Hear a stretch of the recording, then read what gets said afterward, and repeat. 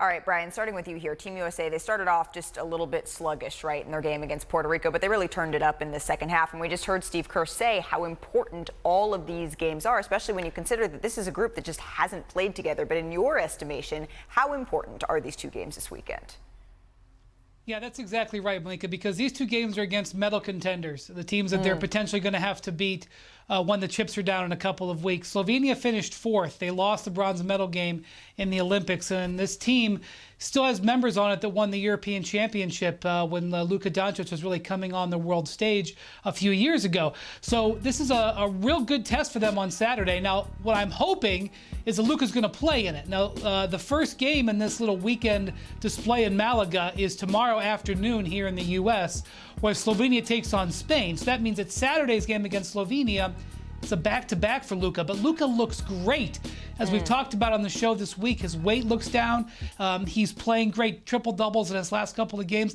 They need to play high-level games ahead of getting to the Philippines because this team needs to be tested. You know, Puerto Rico, they won by 40. It looked good. Puerto Rico's not a medal contender. Slovenia and Spain are.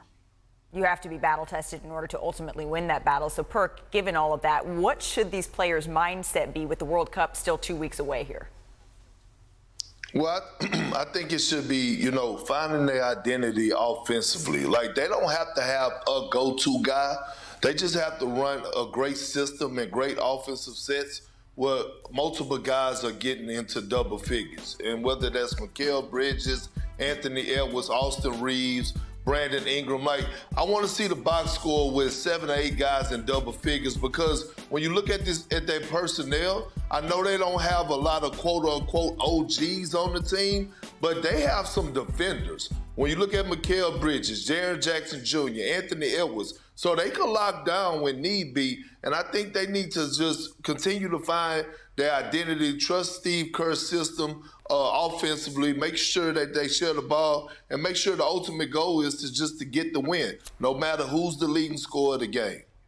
I would add, obviously, the chemistry part is key, Malika, but I would also say being comfortable being uncomfortable. And that's what happens in these scenarios in international play. You're playing roles that you're not used to playing, perhaps, right? We saw Paolo Banchero the other night go small ball 5. That's probably not something he's done in a very long time, maybe in his youth days, but certainly not something that we've seen a lot of at Duke or certainly in the NBA. So being uncomfortable, or being comfortable rather, being uncomfortable, I think is a key. And to Perk's point, not only trusting Steve Kerr's system, but the entire coaching staff. Trust is key. It's Spo, it's Kerr, it's Ty Lue, it's Mark Few.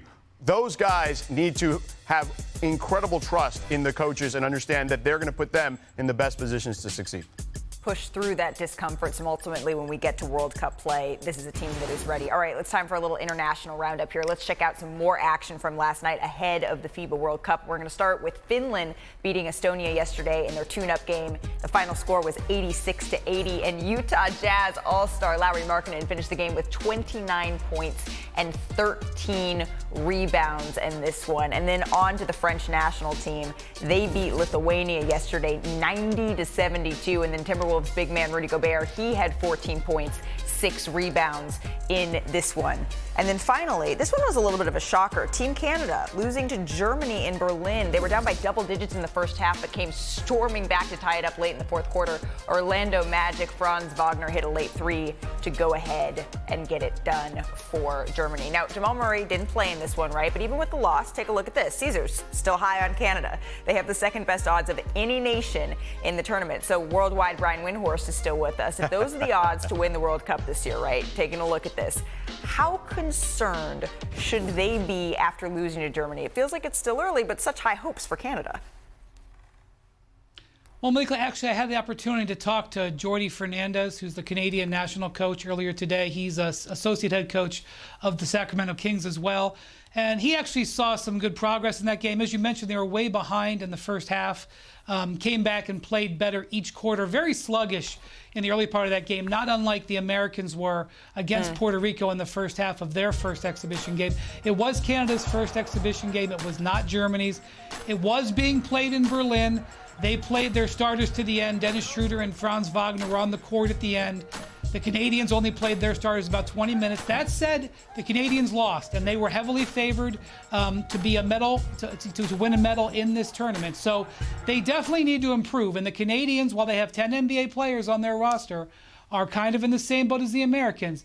None of them have played together in FIBA. Very little FIBA experience. Jordi Fernandez was named the coach less than 2 months ago. So while the Canadians have a lot of talent, they have to really play much better in these exhibition games coming up.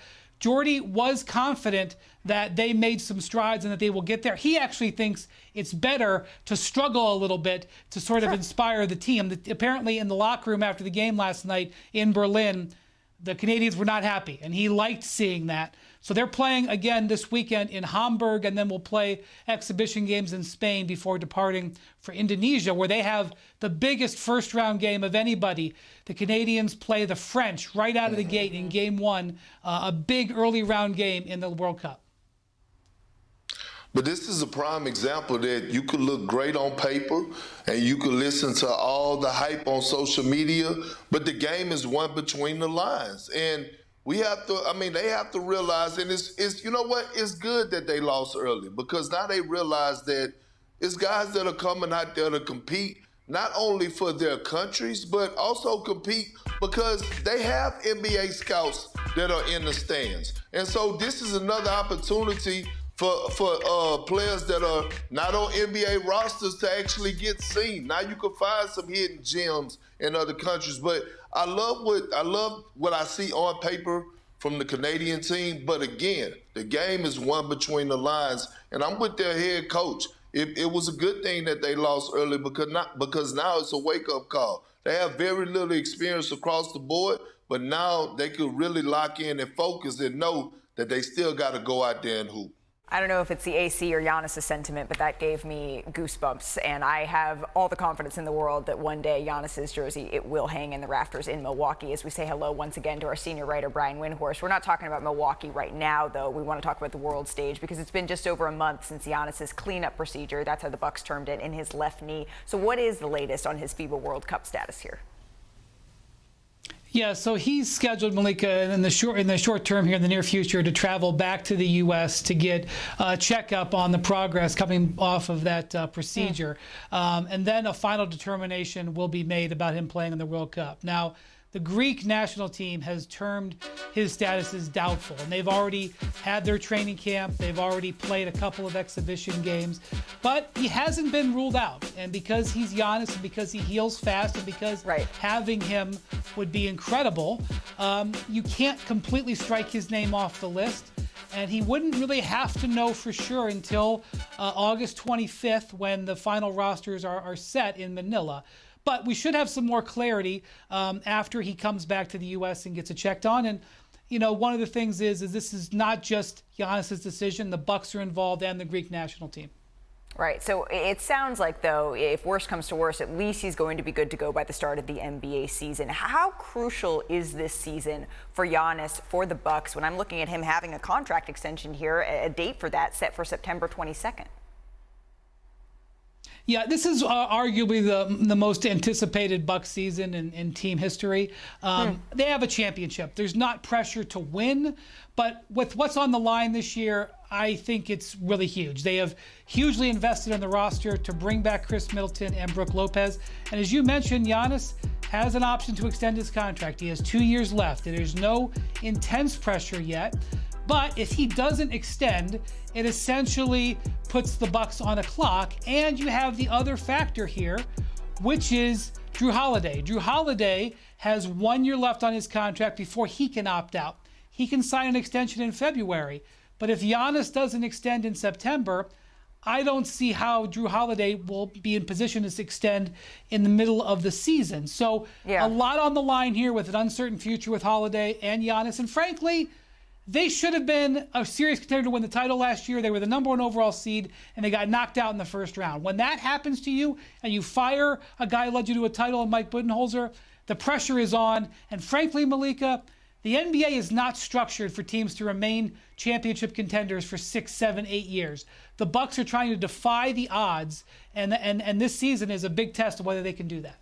Yeah, it doesn't feel quite like after the bubble when they lost in 5 games, when Giannis was also injured during that series, tried to come back, wasn't quite able to, because they have that championship, because they do have a new coach coming in here. But it does have a couple of those undertones, like, okay, what are the Milwaukee Bucks going to do? Because they're always in that conversation, but they don't just want to be in the conversation. They want to have the final say. And the Milwaukee Bucks are one of many title hopefuls heading into next season. They have the 4th best odds, if you look here, ahead of the year, according to Caesar Sportsbook. Now, another team that just always has title aspirations is the Golden State Warriors, and they enter the year in a tie, as you can see here, for the 6th best odds with the Lakers. So Thanks for watching ESPN on YouTube. For live streaming sports and premium content, subscribe to ESPN Plus.